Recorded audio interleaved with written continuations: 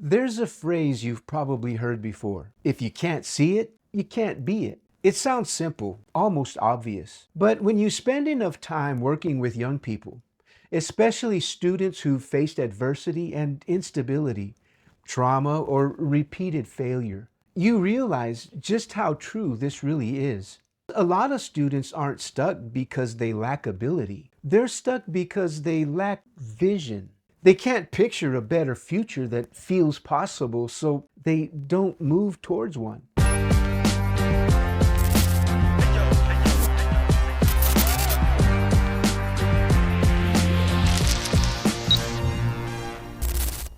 As I teach in my ABCs framework, belief determines behavior. A logical conclusion here is that if you want to change your behavior, you have to change your beliefs. If a student believes that kind of future just isn't for people like me, their behavior will eventually fall in line with that belief. Not because they don't care, but because they don't see a reason to try. And before that belief can change, a student has to be able to see themselves differently. Here's something we sometimes overlook as adults. Many of our students have never seen someone who looks like them succeed. Or maybe they haven't seen education lead to real opportunity. And here's a big one. Maybe they haven't seen mistakes treated as part of growth instead of proof of failure. So when we tell them, just believe in yourself, we're asking them to believe in something that they've never seen or been shown. And that's a heavy lift. Like I said, if you can't see it, you can't be it. But let me be clear, this isn't a condemnation, it's a calling. Because seeing doesn't always come from imagining the future.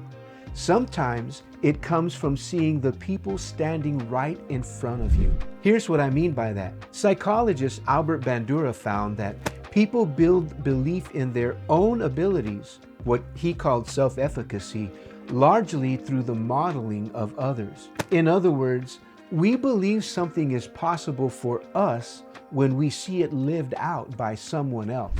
And not someone perfect, someone relatable, someone who makes the path visible. Belief isn't motivational fluff, it's developmental fuel. That's why exposure matters.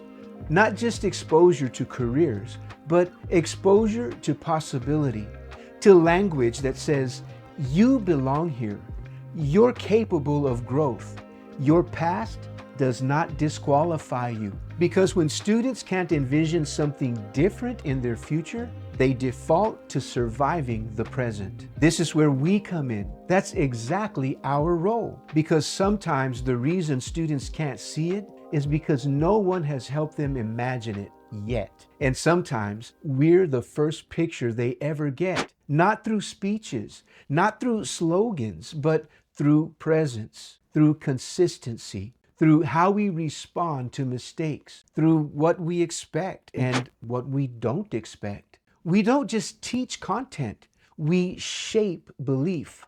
We don't just correct behavior, we help students rewrite the story they're living out. And often, the most powerful message we send isn't spoken at all, it's modeled. And you don't have to be perfect to be visible. You just have to be real. Students don't need superheroes. They need real life and real-time examples. They need to see effort without quitting, accountability without shame, and growth without perfection. That's how belief is built. So yes, if you can't see it, you can't be it. But here's the hopeful truth. When someone helps you see it, everything begins to change. Belief begins to shift, behavior begins to follow, and possibilities begin to open up. So whether you're a student listening, or an educator, mentor, or youth worker, ask yourself this: what picture am I helping to create? Because the future doesn't start with behavior, it starts with belief. And belief often begins when someone finally sees you and helps you see yourself. Hope you found value in today's mindset message. Thanks for watching, and I hope to see you in the next one. Until then, much love, much respect. Peace.